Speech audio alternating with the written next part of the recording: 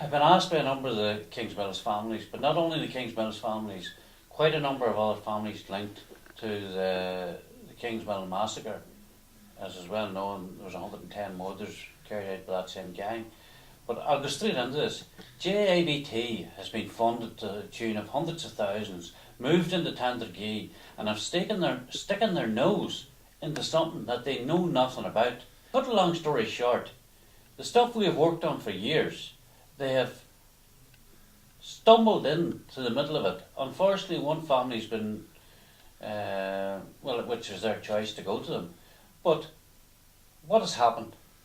The Republicans have actually concocted a story about some individual who lived in Dundalk who spoke to Iraq.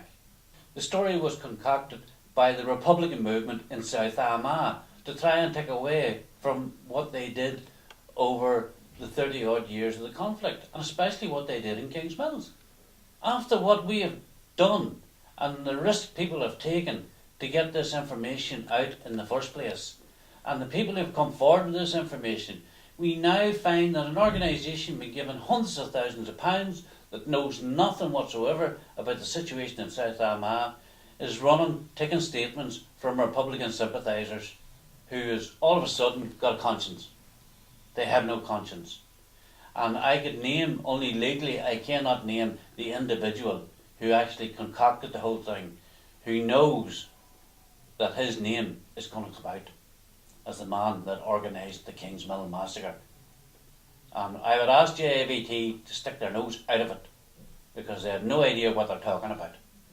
And we actually knew this way before they even heard, but they broke their necks nearly to get out of the office to go and take a statement from this individual.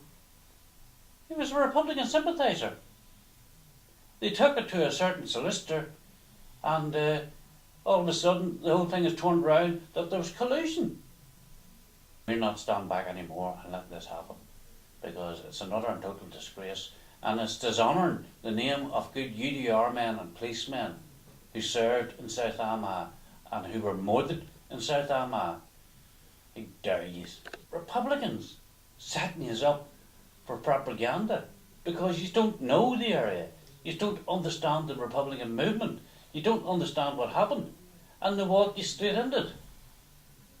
Now, it has nothing to do with the family. It is the inexperience of the individuals involved who know nothing whatsoever about South Armagh, and they certainly know nothing whatsoever about the thinking of the IRA in South Armagh, but we do. They concocted a story to try and cover up what actually went on, but we know it went on, and we will expose it. And the reason why I'm coming out now and saying this is because I can't believe that they were so naive to actually fall for this. And it's actually worrying that information that we have worked on and gathered over this last 30 odd years, over this last 10 years, but men who have served in this country for 35 years coming forward now to give us, and also local Catholics, are concerned that information they're passing on is going to be perhaps falling into the wrong hands, because these amateurs have now become involved.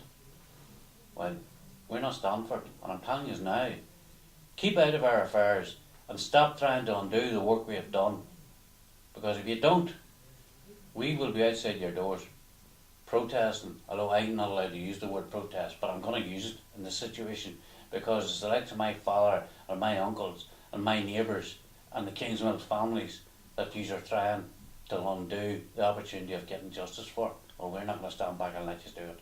We didn't work for nothing.